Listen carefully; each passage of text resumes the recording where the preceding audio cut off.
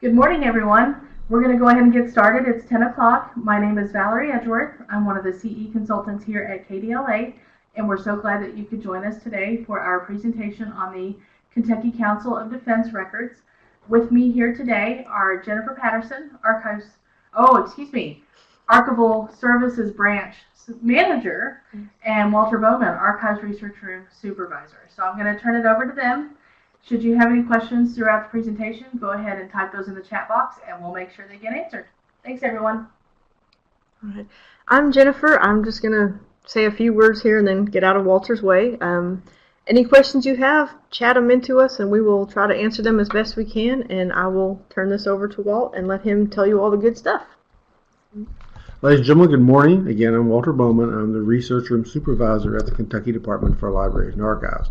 And the records we're going to discuss today are a series of records that are unique and specific to each county in the state. There's also a statewide collection, but by and large it was an attempt nationally to track the service of each county during the course of the Great War or the First World War, which the obvious centennial of the United States entry into the First World War is today, April 6th, and obviously April 6th, 1917. So what you see on your first slide there is going to be a World War I.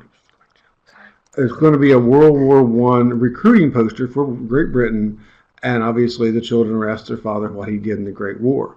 And that's the question we're going to answer here for the individual counties as we go through the Council of Defense records. All right. The second slide is the annual report given to Governor Stanley by the Council of Defense at the end of the First War. The annual report will obviously discuss what the Council of Defense purpose was during the war, and it actually did so over a course of the entire course of the 2 years of the war. The third slide you see there is the reports again from the report of Governor Stanley. The National Council of Defense Act was passed in 1916 when the United States first deployed to the Mexican border in the summer of that year in response to a raid by Pancho Villa and other Mexican guerrillas during the course of the Mexican Revolution. And the United States will deploy several divisions to the border. An attempt is made at that point to track our service on the border during the course of the punitive expedition chasing Pancho Villa and dealing with those border crossings. So the system stayed in place, not succinctly or as large as it would become when the war starts when we enter the war in April of 1917. In April of 1917, again, we enter the war, and within a month, the Secretary of War has asked that every county and every state, start tracking its service in the First World War. The first meeting was held in May of 1917 in Lexington, and it would focus on various aspects of the county's involvement in the war, not only the military involvement in the war, but also agriculture, fuel, the Red Cross, the raising of Liberty bonds, and things of that nature. So that you would get a probably across the spectrum look, not only civilian, but also military, at the service of each county during the course of the First War. This slide will kind of give you that. It's taken from a Fayette County Council of Defense book, and again, each county would have a Council of Defense book that was compiled through the course of the 2 years of the war, and would again have different components of that county's part in the course of the war. This is a Fayette County, taken the Fayette County Council of Defense book, and it lists some of the records that will be recorded in there for that county. Some of the records we want to look at are in this list here are civilian records, the local draft board records of the 4 Minutemen, the American Protective League, the Red Cross, and the war bonds. The first slide you see here, of course, lists local draft boards, and you would see those for each county. This is Elliott and Fayette counties. This is from a statewide collection of books. Not only did each county have a Council of Defense book created for it during the course of the war, eventually, at the end of the war, a 30-some volume set of statewide books were created. These listings came from the statewide books, but you should also see in your individual county Council of Defense books the local draft boards also listed. Okay. Do you want to pause? We've got a quick question from Vicki here. Vicki has asked, at KDLA, do you have the books for each county? We do not. Actually, the books were created by boards, we call them boards, groups in the counties, and they generally remained in the county. We here at KDLA only have 2 original books, the books from Meade and Franklin counties. We do have on microfilm, we have coordinators who deal with county clerks and coordinate with them in terms of microfilming records in the county. So we have microfilmed or attempted to microfilm any known Council of Defense book in the county clerk's office. And I'm going to stop there and kind of back up a second. When the war ended, the Council of Defense books generally went to various agencies in the county. The 2 primary ones were the local historical societies and the county clerk. Over time, with historical societies joining libraries or historical societies actually ceasing to function, those Council of Defense books wound up in local public libraries. So generally, if you're looking for your county's Council of Defense book, you would probably first either check with the county clerk's office or your local public library or the historical society for that county if it survives.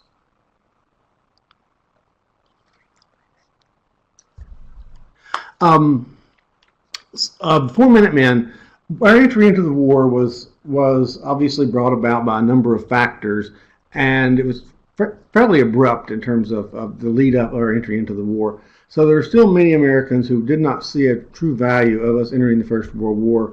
So what would happen, there are a group of individuals who would go to primarily theaters, but other public events, and they had 4 minutes to stand up and talk to the crowd about the merits and values of our entry into the First War. Primarily, they would discuss the sinking of unarmed merchant shipping, the Lusitania being the most notable of those, or other vessels that were lost with Americans on board, and the German invasion of Belgium and Luxembourg, and the execution of Luxembourg citizens during the course of the war. Our own, when the Governor Stanley responds to the declaration of war himself in April of 1917, he cites that in his own proclamation. So these 4 Minutemen were simply telling folks why the America had felt a need to enter the First World War.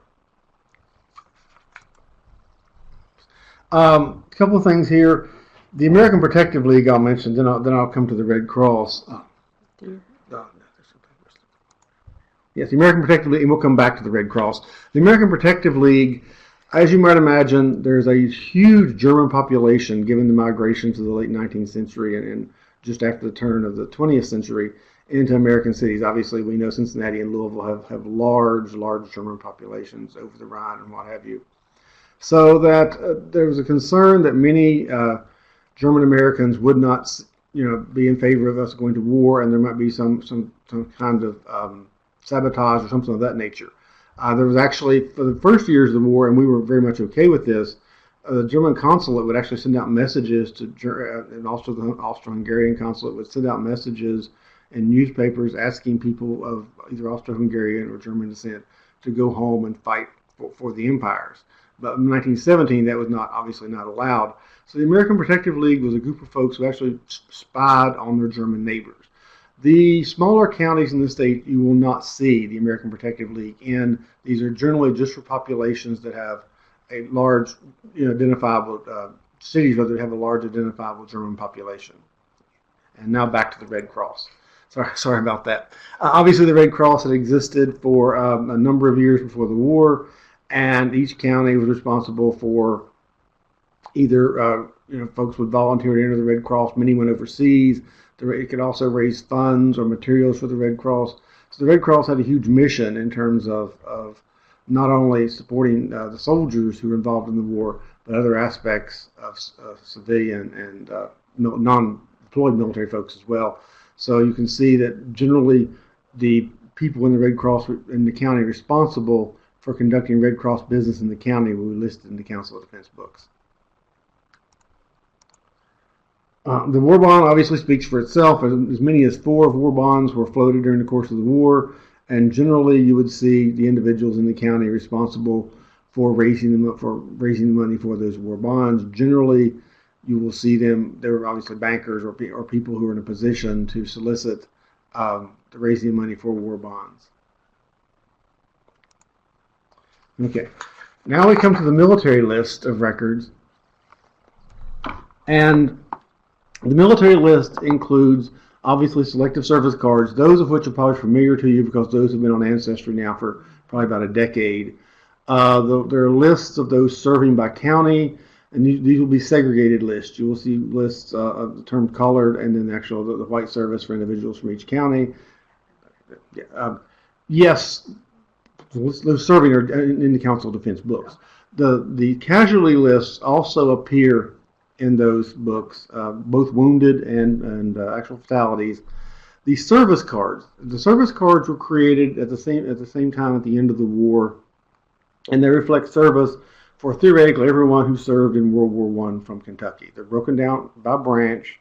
It's a collection of probably, well, we've scanned filmed those. It's a collection of probably 30 rolls of microfilm and probably at least a couple hundred boxes. Jennifer? The service cards themselves is actually only about 20 boxes. Okay, thank you. They packed them in there. Okay, and these service cards will be basically an individual index card. They're color coded by wounds and other casualties. They are on film. They're separated by branch, and they give you a look at the individual when he entered the service, what formation he served with, if any major event in the course of his service, a wound or things of that nature. Question from Hillary. Yes, ma'am. Would a casualty notice letter sent home that was an error be archived? If so, where would I find a copy? A casualty error would not show up on the service cards. They are done well after the fact.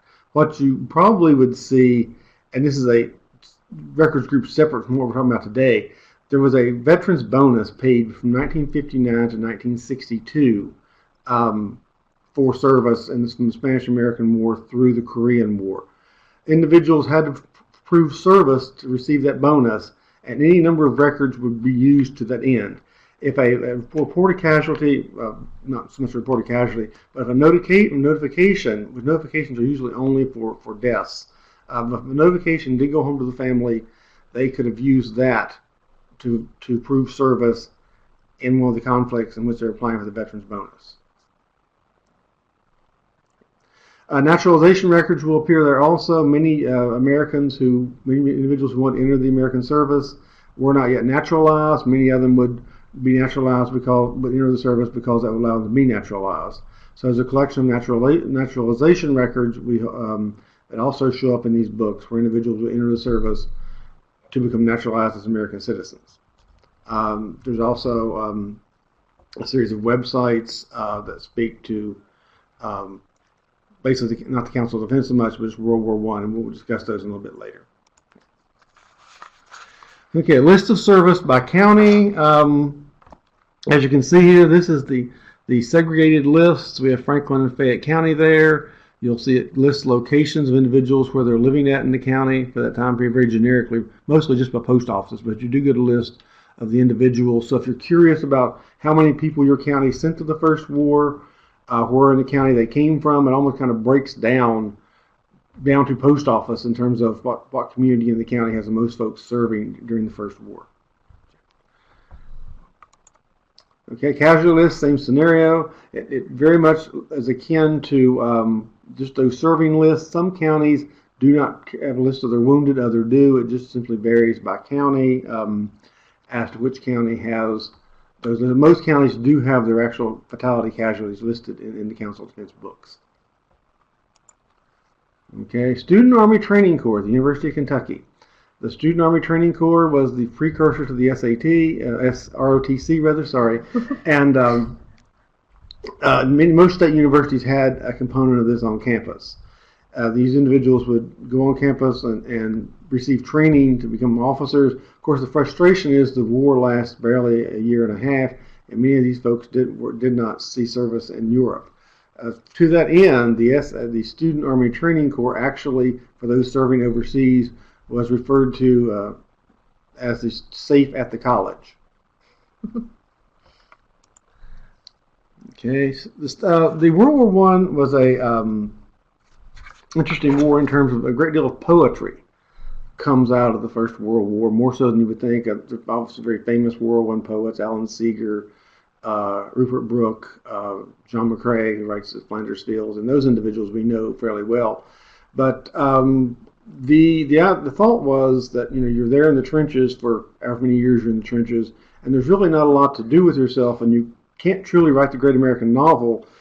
So you wind up writing something you can put on one page, which is a poem. That came obviously evident because the state itself became interested in poetry in the course of the war, and so we actually had a state war poet, a lady from Louisville, Miss C, who was in charge of correcting poetry for the war. And we also, the poem on the right is a poem written by Miss Hillenmeyer in Lexington about World War I. Those records are only in the state version of the books. I have not seen, and that's not to say, I have not seen, as you might imagine, every Council of Defense book, because I was in many of them out in county clerk's offices and in public libraries. So it's conceivable your county may have a list of the poetry created by your county during the course of the war. Okay, Council of Defense Service Card. This will answer your question about the Council of Defense Service Card. You can kind of make out there, you'll see the individual. Can we make this bigger? Okay. Folks, I'm going to have to kind of operate by rote here. The card is small on the screen I'm using, but you can see there the individual this should be Ollie Hirsch. Mm-hmm. And so Ollie, you can see Ollie's service there. You can see when he entered the service, where he entered from, his age at the time entering the service, the unit, the area he served in, the campaign drill that he was in, the dates of service. You see he actually is with the 78th Infantry Division, and that's a formation that fought in Meuse-Argonne and drove to take Sedan in November of 1918, but at the end, much like the Americans taking Paris in 1944, that formation was asked to step aside and allow the French to retake Sedan in November of 1918.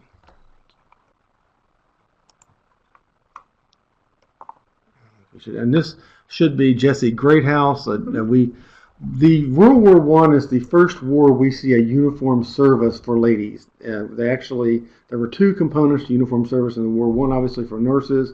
Miss Greathouse is a nurse from Lexington who will go on to work in founding the Children's Hospital in Lexington as well.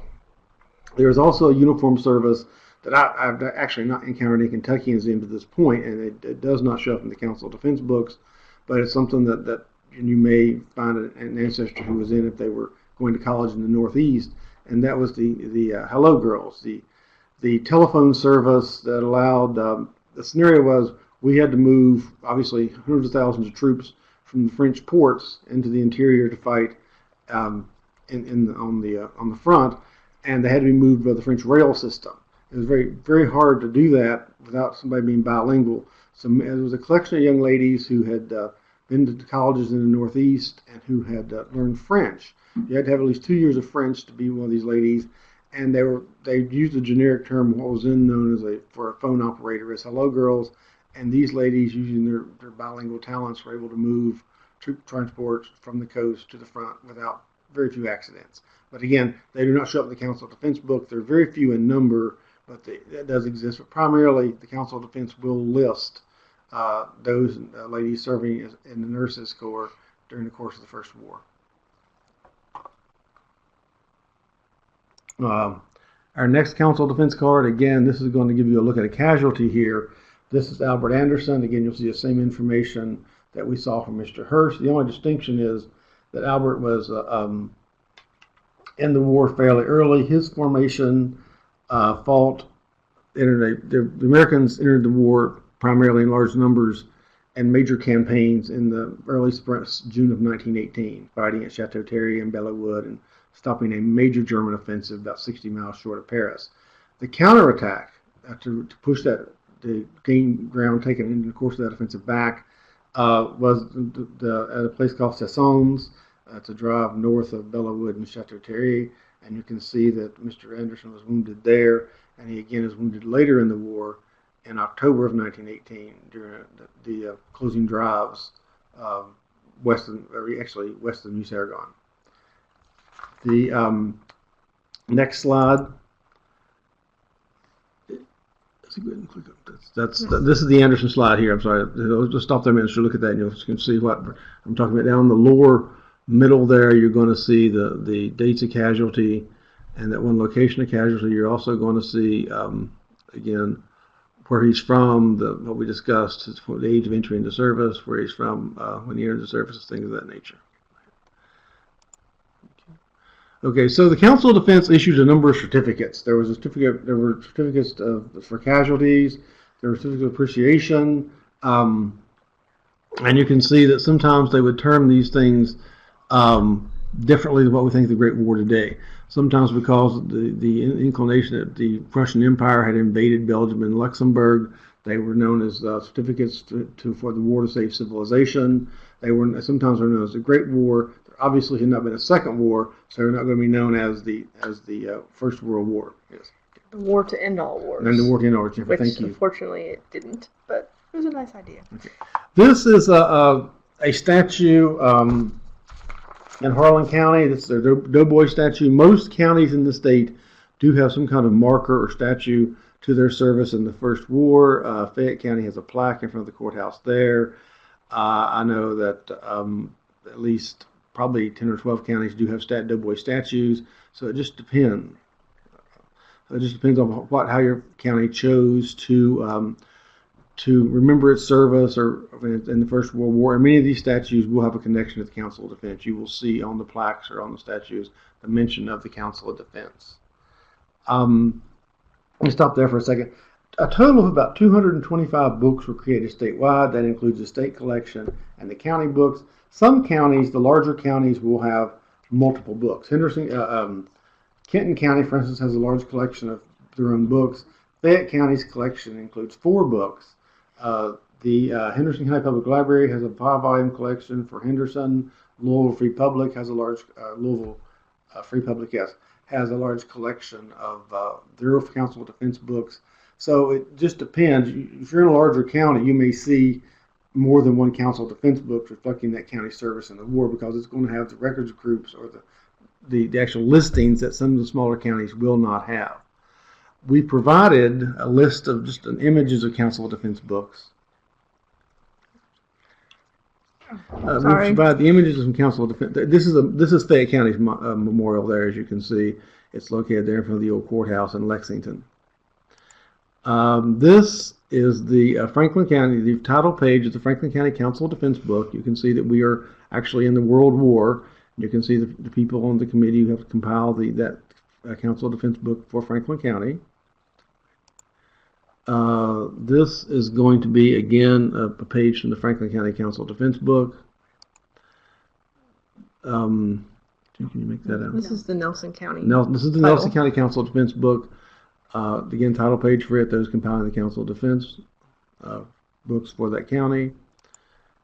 And this is the cover to the Morgan County Council of Defense book, filmed in the courthouse in Morgan County, or photographed in the courthouse in Morgan County. That's the last slide. Okay, so you can see that all Council of Defense books have this general same appearance. There's this large brown volume, and again, you may have multiple volumes in your county, but they will reflect, as we talked about the listings and record groupings we talked about throughout the course of the presentation, should show up there in those Council of Defense books. The value, obviously, if you're curious in terms of how many people your county sent to the war, the casualties your county suffered during the course of the war, or just looking for individuals themselves who were in the conflict, both in the listing but also in terms of the service cards, and seeing what their service was during the course of the war, what campaigns they participated in, or what formations they served in.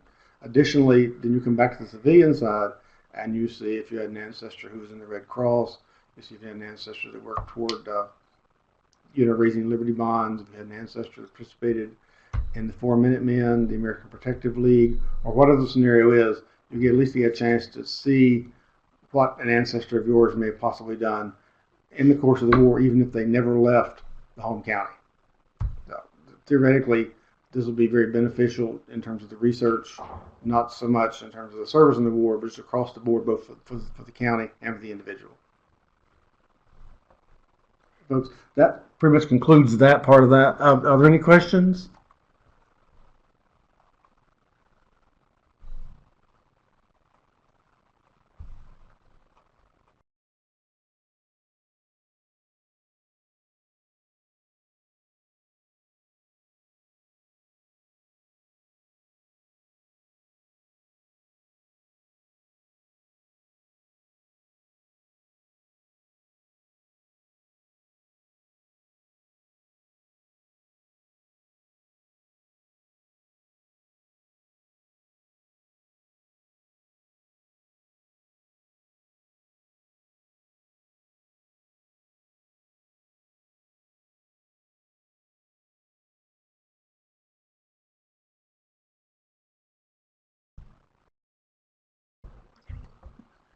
Go ahead. Okay, yeah, it looks like we might be getting a question. I'm going to take over for a little bit, sort of to show off a tiny bit. I had the privilege a couple years ago to actually be able to go to Europe, so I'm going to show a couple things that might be of interest, just since we're talking about World War One.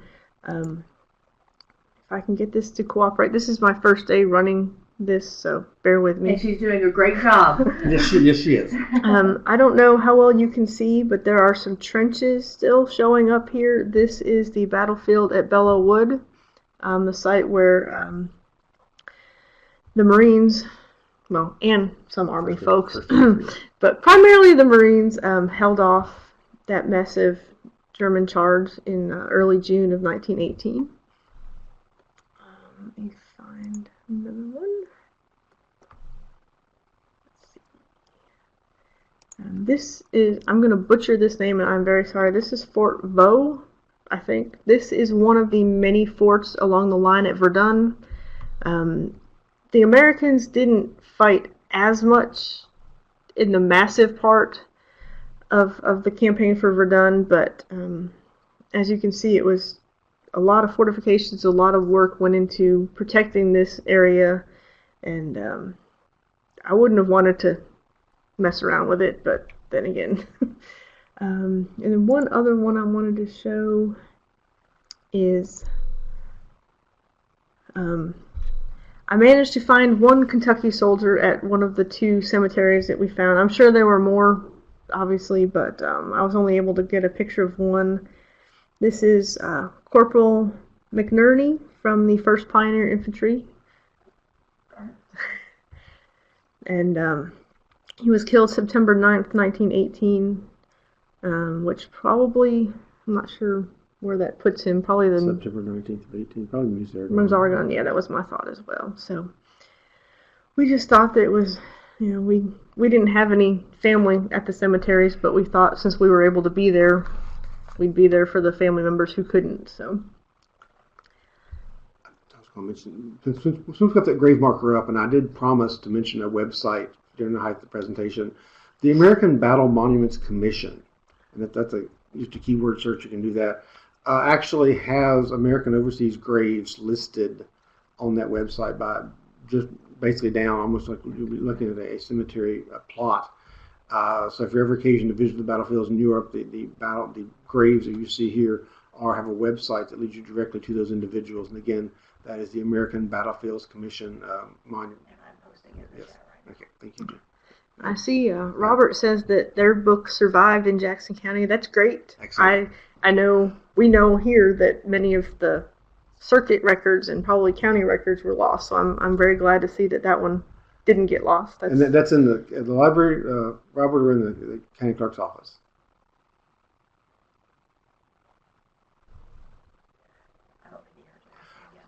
Robert Charles' book in Jackson County, is that in the public library or is that in the county clerk's office? Okay, sorry. And I posted the ballot. Okay. Awesome. In the library, okay. Well, Excellent. now we know where to send people Absolutely. for that. As Walt mentioned earlier, we do have that veterans bonus. There are over 400,000. Now, granted, most of those are from World War II in Korea, but there are how many thousand? At least 100,000.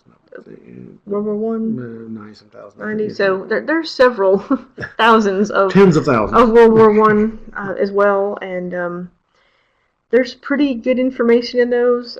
There's obviously some proof of service, which in a lot of cases is the discharge, and other times it's the telegram they got saying that their soldier was killed or whatever. When there's family claims involved, you do also get marriage records, death records, things like that sometimes, which, that might be, the only place you can find it sometimes. So those are kind of neat. And Walt mentioned we also do have those service cards, which kind of give you a general snapshot of when they joined, what they did, where they were, and when they got out and everything. So we have, pretty good records for World War One service for soldiers and everyone. So it's good to have, and especially since we're celebrating, if that's the right word, the centennial of our entry into the war. So we just kind of wanted to let you know what else we have here so that you can get the word out for people who are looking for that. Also, the governor's proclamation for the First World War is going to appear. Oh, yes, we are posting sometime today on our social media page for the Kentucky State Archives, on Facebook, Twitter, Tumblr. We are going to be posting Governor Stanley's proclamation of support for the entrance into the war. It's very interesting wording. They didn't really pull many punches back then. So be sure to check that out if you get a chance. I'm not sure when today, but it will be going up today. And we are also going to be sharing several interesting discharges throughout. I'm not sure how long. We have about 10 or 12, trying to hit all the different areas of service, the Army nurses, the Navy, the Air Service, all that. So keep an eye on us on social media, and we'll be putting some good stuff up over the next few months. Do you all have any other questions?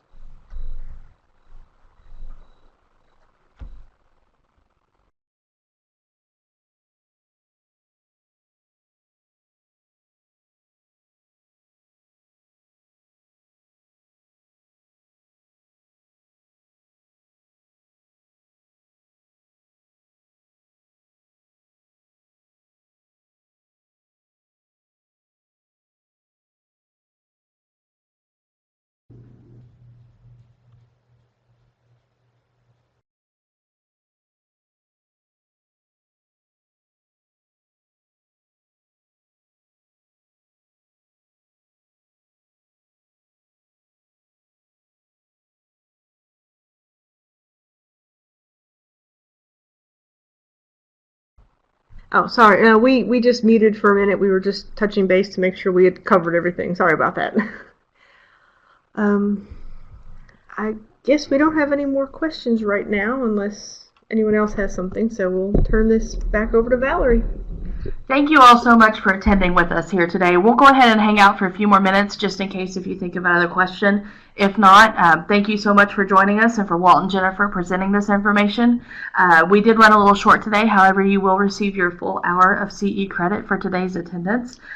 Thank you all so much. Again, we're going to hang out for a few more minutes. If you think of anything else, also don't hesitate to contact us here at KDLA. Walt and Jennifer's contact information are all available on our website, and the Archival Services staff is very enthusiastic about wanting to help you serve your customers and help you locate any sort of records, including these World War I records. That's what we're here for. So thank you all so much, and we'll see you at our next webinar.